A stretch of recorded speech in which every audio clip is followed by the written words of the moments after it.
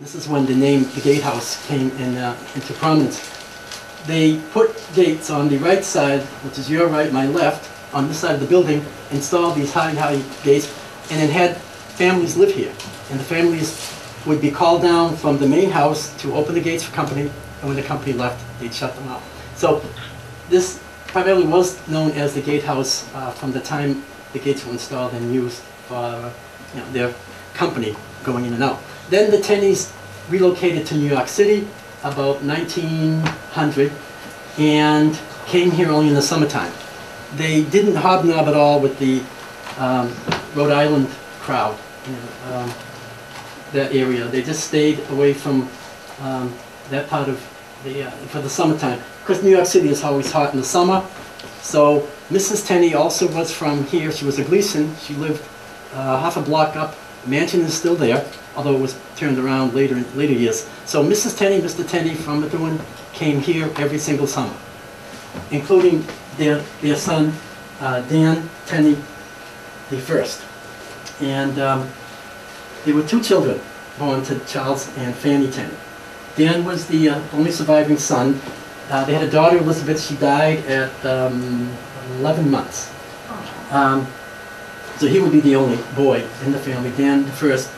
And actually, he's the last owner of this property until it was sold to the St. Basil Seminary in 1958, $25,000, which included this building and the castle on the hill, and then certain acreage included.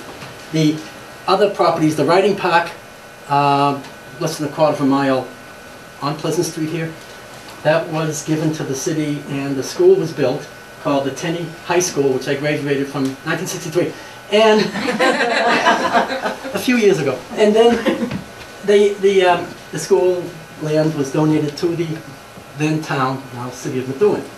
And it has to remain, the name has to remain Tenney. So it was a Tenney Middle School, now it's a Tenney Grammar School. And if it's a pre-primary later on, it's going to have to be called the Tenney pre-primary. So it was stipulated in the agreement by Dan Tenney I, and the school would be kept in perpetuity the name Tenney, which is good, because it was their land, that's it.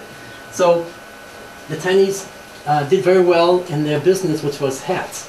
Originally, when they left Lawrence, the brothers opened a shoe business, shoe manufacturing. And where the Oddfellows building is in town, before that there was a 2.5-story wooden building known as the shoe shop. And there, people made shoes, and they had different manufacturers make shoes and sell them. And the Tenney brothers were one of them.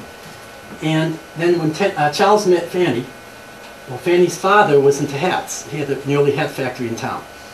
And so they decided to change their manufacturing interests. So they went from one end to the other. And the hat business did very well, again, like I stated, so much so that when they moved to New York, they were the largest hat manufacturers in the world. The problem is they never made hats for themselves to sell. They always wholesaled out. Paris, London. They even made fez hats for Morocco. And we have a nice photograph of Charles visiting the Alhambra or something in Spain, and also Morocco. So their customers were worldwide, the largest hat manufacturers. We cannot find any hats with the Tenney name. Like I said, they never made them to sell. But anyway, any early bowler hats or top hats probably were made by the Tenneys in New York City.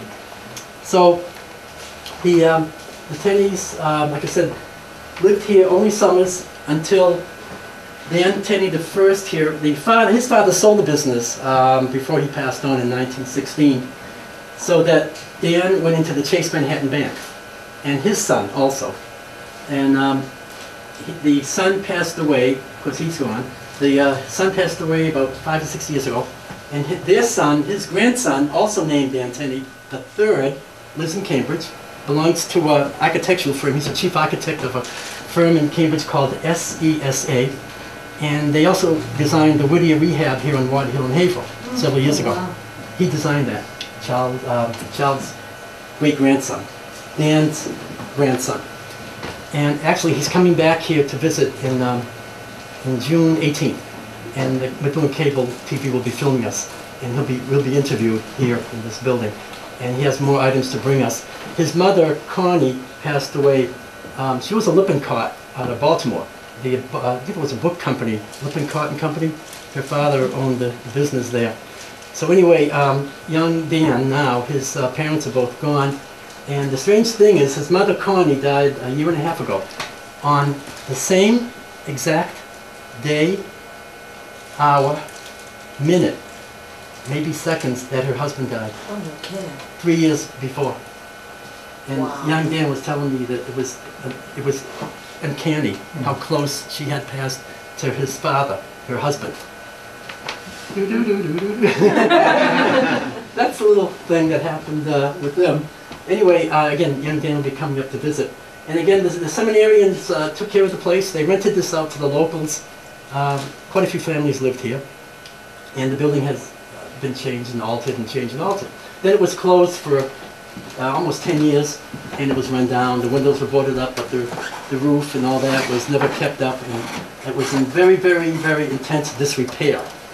But it was saved by a group of citizens, including former Mayor Sharon Pollard, had a hand in getting the legislature to purchase this building land, along with the City of Methuen and the Historical Society, as a tri-partnership. Now we have Greycourt State Park behind us. We have the Gatehouse, headquarters of the Historical Society, and which we maintain, pay the bills, and that's why we need to have fundraisers.